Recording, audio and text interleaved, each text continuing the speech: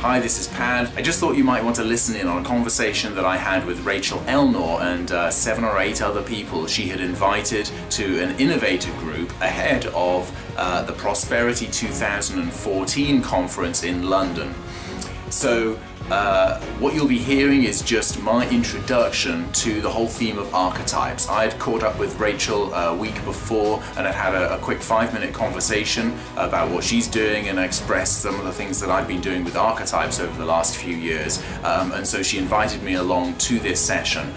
So I wanted you to listen in and see whether this just gives you a quick introduction to the whole business of archetypes. And it kind of branches then off into another area in this short call. Thought you might want to hear it. Hello everyone, it's Rachel here and welcome to this innovator call for the Prosperity 2014 experience.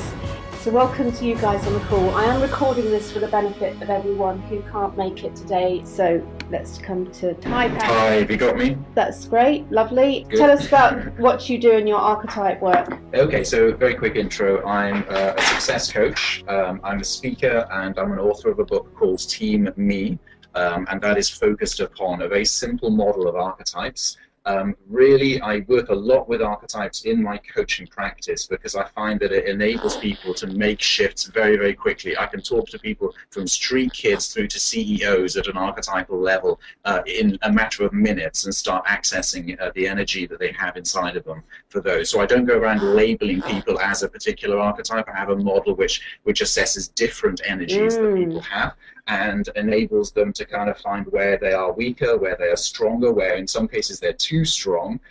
We go into shadow archetypes and things. But I really, what I'm seeing here is when you start unpacking this for people, they move into a place of emotional abundance and richness when they begin to recognize that, yeah, this really is who I am. And they see how much they've got to offer. Yeah. And so what I see a great connection here is the fact that it obliterates this poverty and desperate and me sort of mindset, which is keeping everything to myself. It's no, you've got this enormous potential inside of you, and just helping them to recognize that. And particularly actually with women, I love to work with women in business who've got this masculine environment and expectation. I say, look, the sovereign needs to rise up in you. Let's work on that. Let's express who you are as the sovereign, because you've got responsibility, you need to step into that, but recognize at the same time that the feminine way involves a lot more of the lover and a lot more of the mystic than the guys do who bring the warrior and the sage, the rational side. So I just kind of work with those key archetypes, and I can very, very quickly help people to really discover new things about themselves. So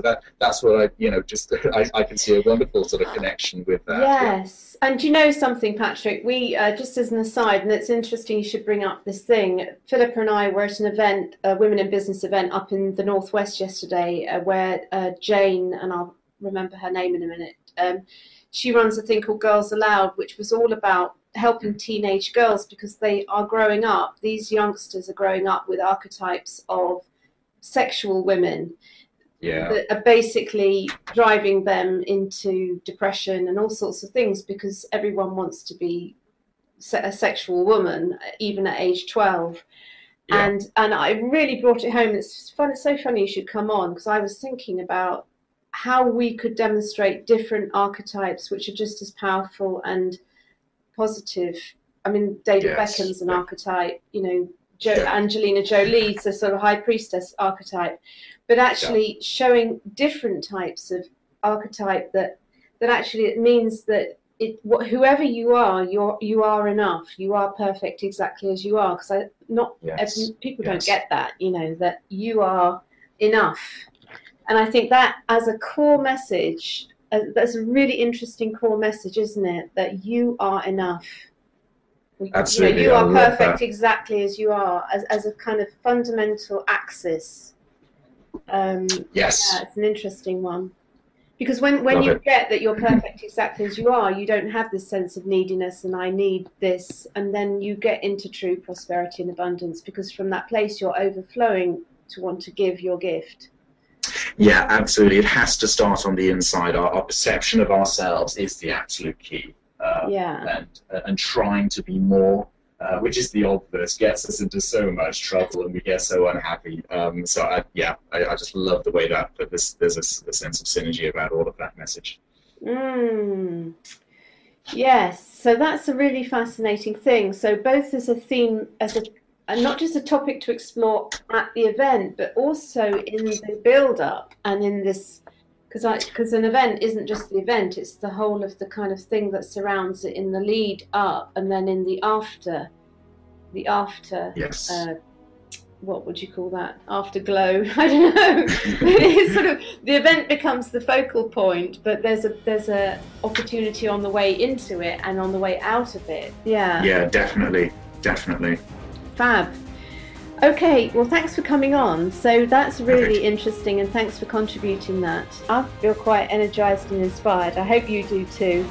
Okay, that's great.